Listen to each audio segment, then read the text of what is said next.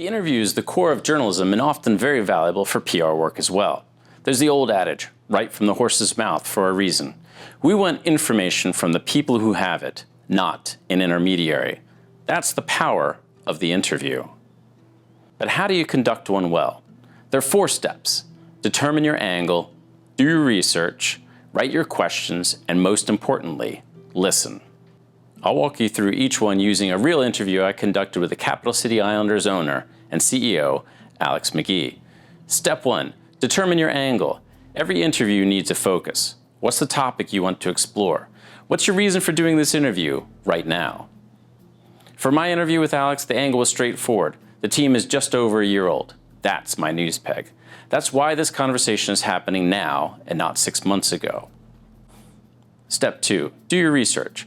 Once you have your angle, find out what your subject has already said, both on your topic and on adjacent ones. This keeps you from wasting time on ground that's already been covered, and it helps you find the questions worth asking. I knew going in that Alex has long-term ambitions to get the Islanders to a full professional footing, but right now the team is focused on solvency, paying the bills, covering this season's costs, knocking down some debt from year 1. That's important context, but probably not what most viewers want to hear about directly. Still, it shaped my questions.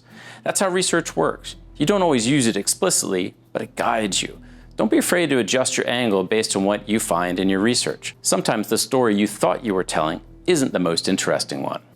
Step 3, write your questions and think about order. With your research done, it's time to brainstorm. The interview was happening at the second open tryout ahead of the spring season, so I also had some questions prepared for the head coach and assistant coach. Things about the near future, like how many players they expect to make the roster and so on. For Alex, I wanted to ask something different. A look back on the year and a look ahead. Here's a principle I picked up years ago from a colleague, Damian Gessel, an award-winning journalist before he became a teacher.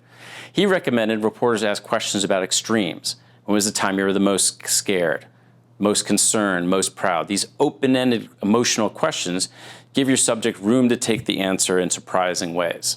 Contrast that with a closed question, something like a yes-no answer. Was 2025 a success? That closes the door. What made 2025 a success? Opens it. With that in mind, I built 4 questions for Alex. First, it's 2026 and Islanders are a year old.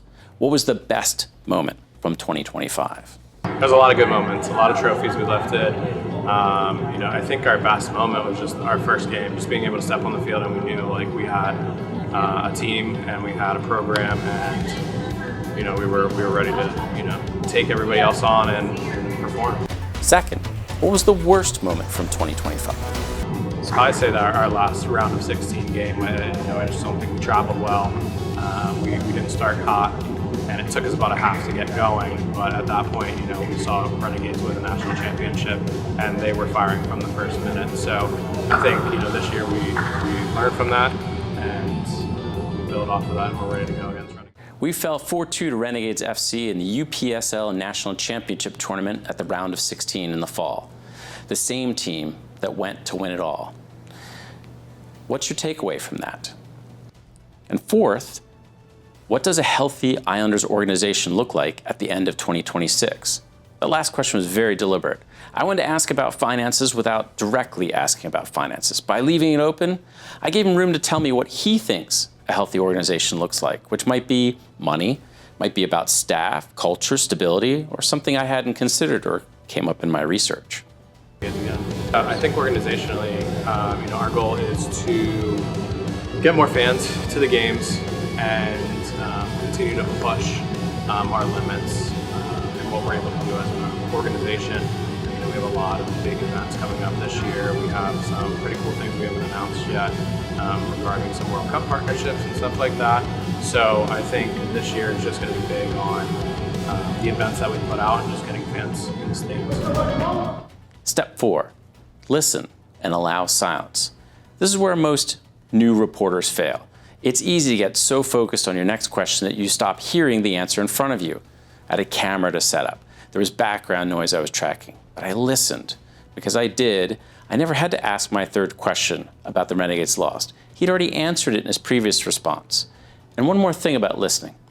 Don't feel you have to fill the silence. When you ask a strong question and your subject pauses to think, let them. That slight discomfort, that awkward moment, is a lever. In education, we call it wait time. It moves people to answer, and often to answer more honestly. The takeaways. So here's the process in a nutshell. Determine your angle. Know why you're doing this interview and why now. Do your research. Don't be afraid to adjust your angle based on what you find. Write your questions. Think about extremes. Think about the order of your questions. Avoid those closed questions. And last, listen and allow silence. Sometimes the best follow-up is no follow-up at all. Now go try it yourself. I'm Rob Sterner, and this is the Islander Insider. This fortress was built by nature herself.